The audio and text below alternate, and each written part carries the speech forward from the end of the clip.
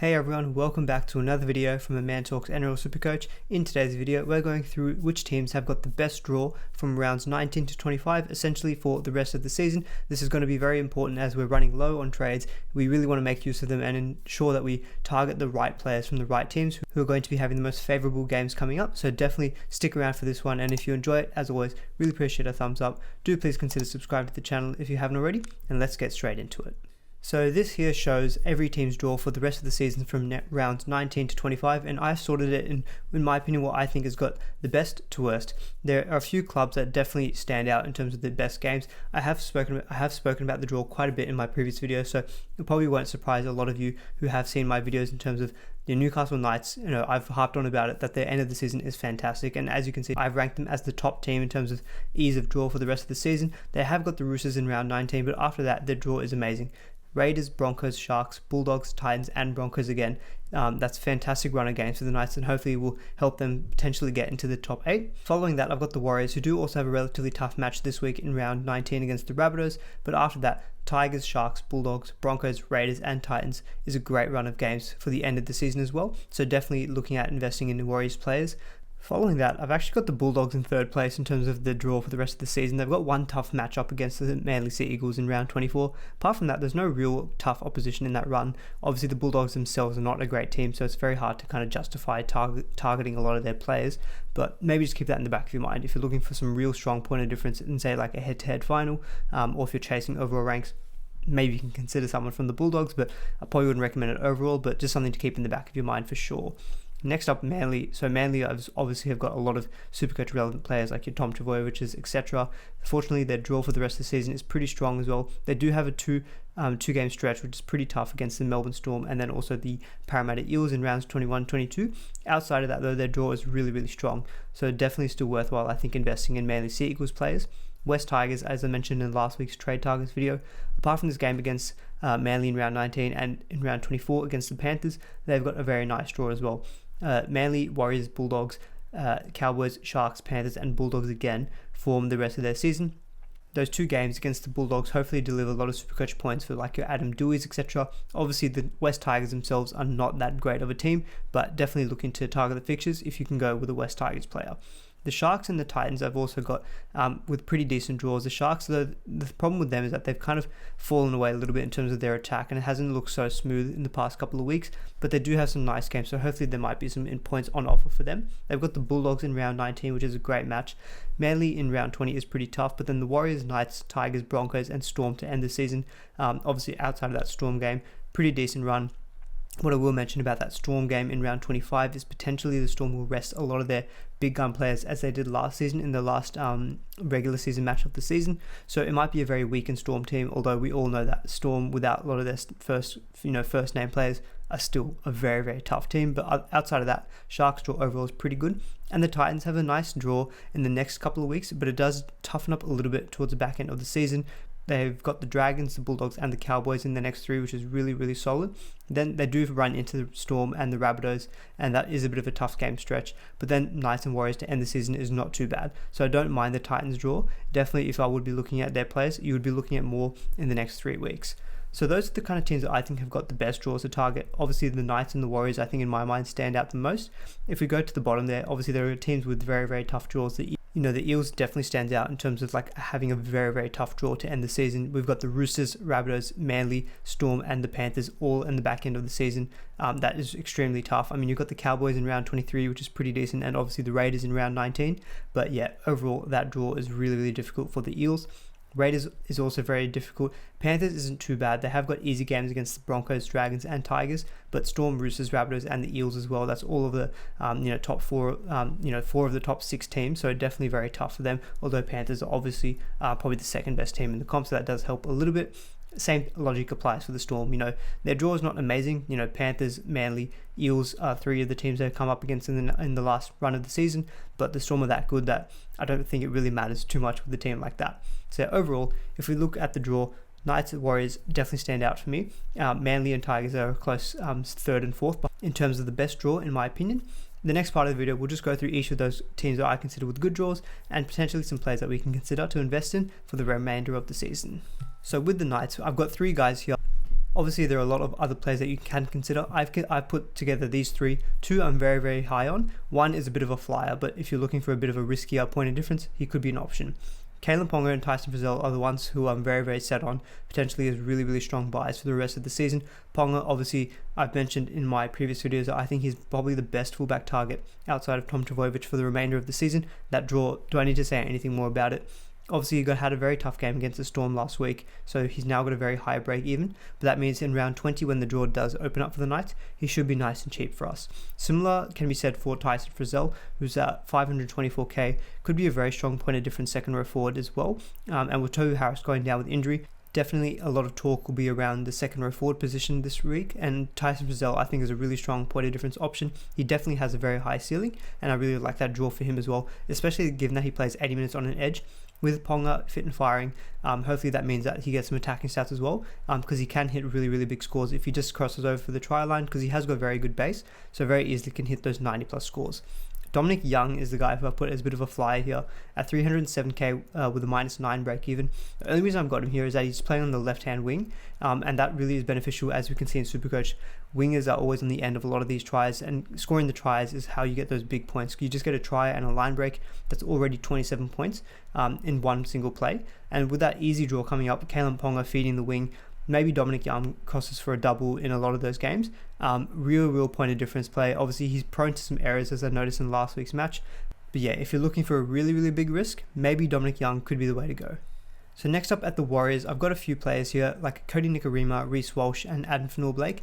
Cody Nikorima I'm less hot on now, given that he was coming off the bench last week against the Panthers, playing at dummy half, and I am recording this, I will mention, on Monday, so this is before Teamless Tuesday, so I don't actually know if Nikorima is going to be starting in the halves or if he's coming off the bench again, but either way, I thought he would still be a decent option to consider if he does pick up the goal kicking, because that draw for the Warriors for the rest of the season is really, really strong, and before the last couple of weeks, he was having a very, very solid season in SuperCoach, averaging close to 70. It's just been the past couple of weeks where he's really fallen off a cliff, so he's got such a high break even of 133, and he's 424k, so if you're looking for a cheaper half or 5'8" for the rest of the season, maybe Nikorima is the way to go from round 20 if he looks like he's picked up the goal kicking duties and he's named in the halves again.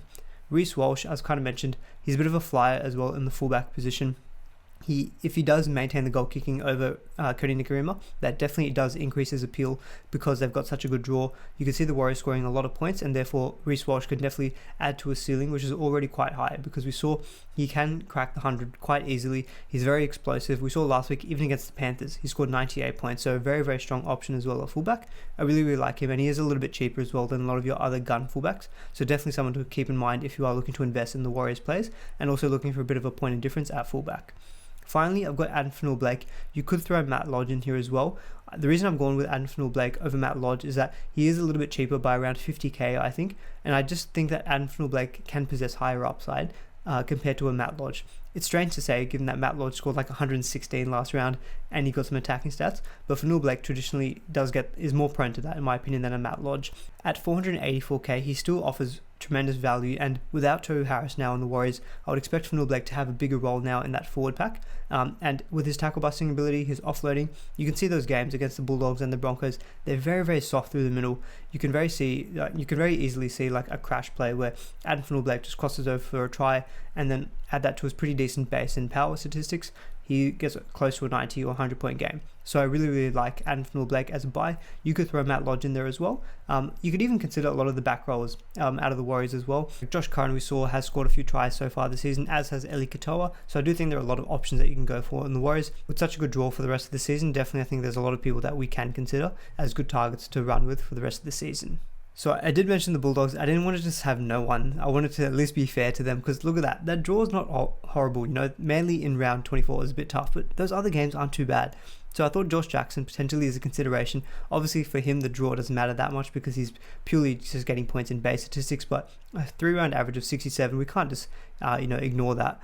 Jake Averillo I've put as a bit of this is a real point of difference, because he was very popular at centre wing at the beginning of the season. He does look like he's locked up that goal kicking, it depends with, like, if you're a Bulldogs fan and you've got blind faith in potentially their ability to score points. We saw them score, 24 points against the Rabbitohs, so that's pretty solid from them. If he's able to get his goal kicking, potentially go over for a couple of tries playing a halfback, maybe some extra try assists, maybe he could just be one of those real point of difference centre wings that you can go for in the run home for the end of the season. I know it is a big, bold, consideration to go for a Bulldogs attacking player, but with that draw, maybe there's some options there.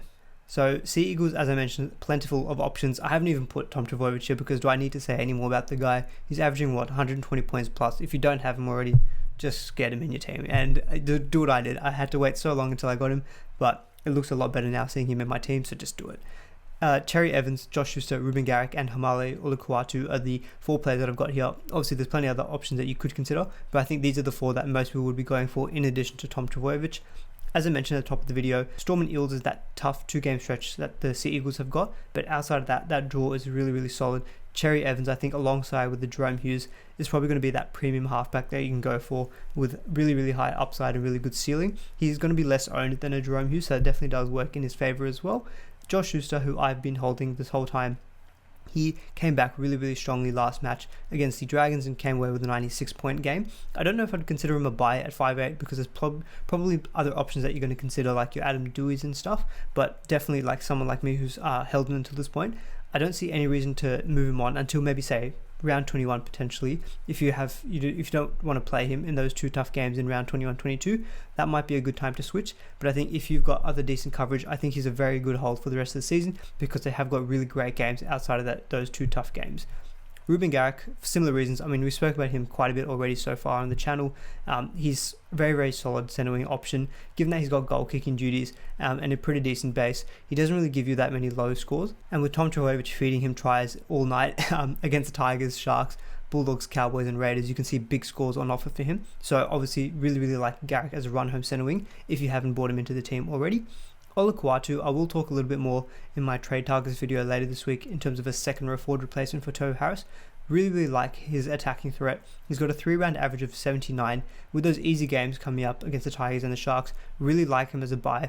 The problem is that we haven't probably quite seen yet Manly play a really tough opposition, or at least Olukwatu, because we obviously need to see how he will score without getting those attacking stats. From memory, I don't think his base statistics are something amazing, so he really does need those attacking stats to get in the 70 to 80 plus range, so that could be a potential concern for rounds 21 to 22. I think Olukwatu could be a good second row forward point of difference as well if you're looking to fill in that position, as many people are with Tohu Harris going down with injury. So next up, the Tigers. A bit of a love-hate I think they've got from the community, because obviously the Tigers themselves are not a great team, but their draw for the rest of the season is pretty strong. Adam Dewey is definitely the shining light in SuperCoach. He had a massive 154 last week. I really tipped him up as a really strong buy. Negative 37 break even. A game against Manly this week is a bit tough, but I mean the 4 games after that are amazing. Warriors, Bulldogs, Cowboys and the Sharks. I really, really like the Tigers in that. To potentially score a few tries, and Adam Dewey is usually going to be involved in that if he does stick in that 5'8 position.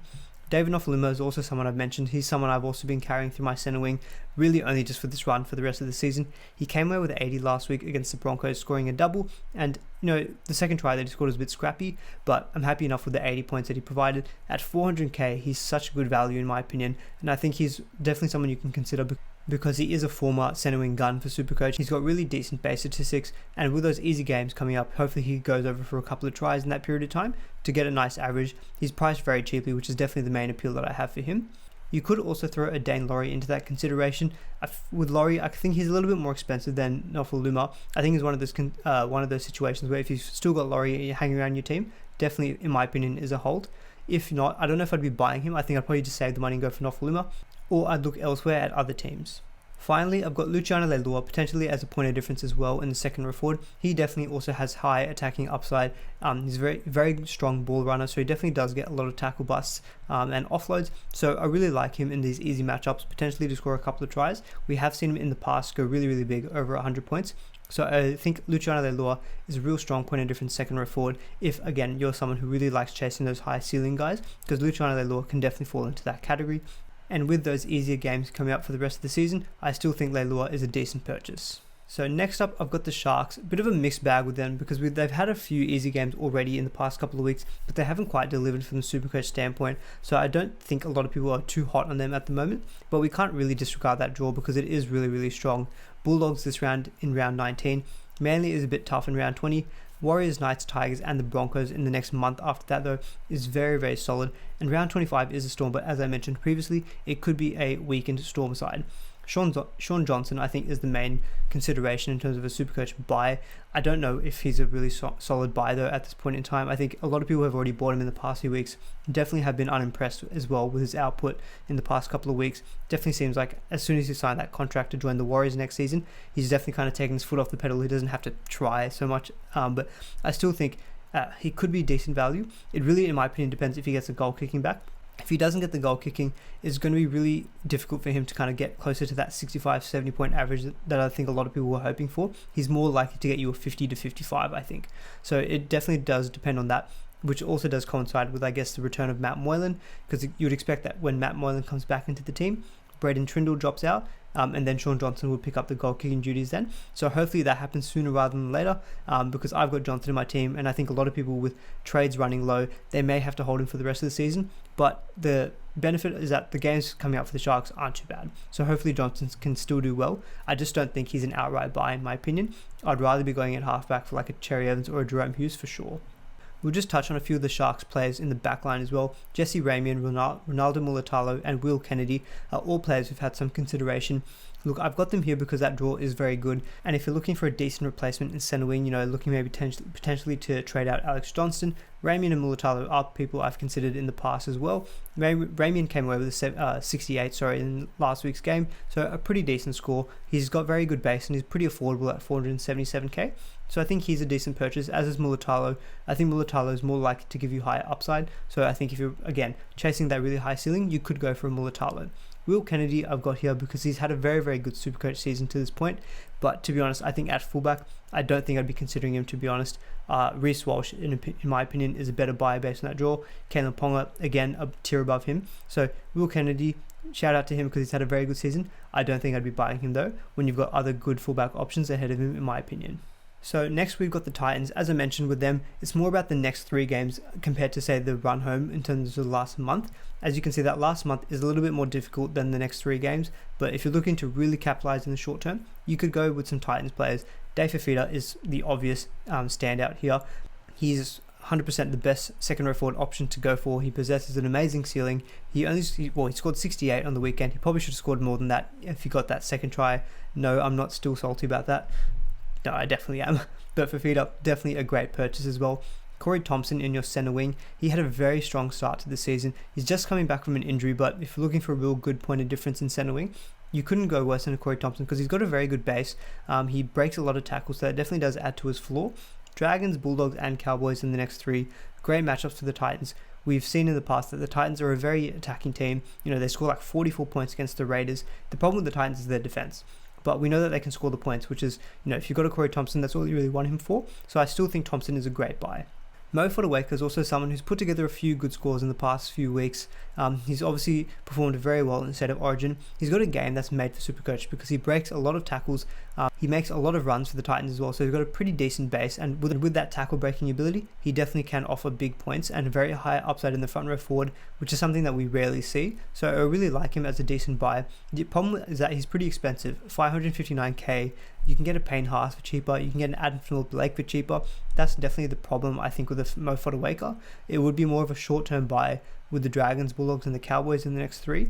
He is sometimes prone to a benching as well, so that is something I'd keep in mind, but definitely someone, if you're looking for a real flyer point of difference, maybe you've saved a few trades and you have that luxury of being able to go for a real flyer, I think Mo Fotuaika could be a decent purchase for the next 3 weeks at least. Finally, I've got the Broncos. I know it's surprising to see the Broncos in a team that you'd consider to target players given the way that they perform, but to be honest, that draw is not too bad. I mean, the Panthers in round 19 this week is very, very tough. Rest of the season though, I don't mind that. The Roosters in round 22 is a little bit tough as well, although I think the Roosters they're not the team that we expect them to be of the past couple of seasons. They are prone to conceding some points and letting teams back into the game. So with the Broncos, I think there's only really two guys that I'd consider. Payne Haas is an obvious one at front row forward. For him, the draw doesn't matter so much. I mean, it's all about the work rate for him, and he possesses an amazing engine. It's ridiculous how fit the guy is. He can just run for 80 minutes non-stop. Without Matt Lodge in the side, we've seen him play additional minutes, and he's actually got some attacking stats in the past couple of weeks. I don't think that they're likely to continue, but they're more likely to happen in these easier games. So I don't really need to give too many reasons why you'd want to go for Payne Haas. I think he's a fantastic buy, irrespective of the draw. I've got Tavita Pangai Jr. here. It actually has come out today that he's going to be signing with the Bulldogs from 2022. So it's a big risk, I think, to be going out and buying Tavita Pangai. I don't think I'd recommend it because we just don't know what his role is going to be for the Broncos for the rest of the season, or how he's going to play, how motivated he's going to be. It's one of those cases, though, that if you've got him still in your team, I would just be looking to see how the Broncos use him, because in these easier games, Knights, Warriors, Sharks, Knights again, he possesses that high upside, and he could be a real strong point of difference if you've held until this point. So that's kind of the logic I would apply around Tavita Pangai. I don't think I'd be going out and buying without seeing how he's going to roll up for the Broncos now that he's got that new gig next season at the Bulldogs. But yeah, definitely if you've held him until this point, I think he could be a very strong play for the rest of the season. Kotoni Staggs is the guy who I think is a very strong point of difference at centre wing. That easy draw Staggs, he can turn it on against anyone. The problem with him is that he just doesn't sometimes get that quality early ball from the Broncos halves, but Staggs is that good of a player that if they can just give him anything, he's even a half opportunity, he's got that skill set to break tackles, break the line, go over for a try. And with those easier games, Kotoni Staggs definitely is a strong point of difference and definitely is on my watch list. See how he goes against the Panthers. He could be right for the picking in round 20 if you're looking for a centre wing replacement. So let me know in the comments below, do you agree with the teams that I thought have got the best draw for the rest of the season? Are there any other teams that I haven't thought about, or any other players? Do let me know in the comments below, because obviously I want to make sure that I pick the right players as well, just as much as you guys. So if you guys enjoyed the video, as always, really appreciate a thumbs up. Do please consider subscribing to the channel if you haven't already, and I'll see you guys in the next video.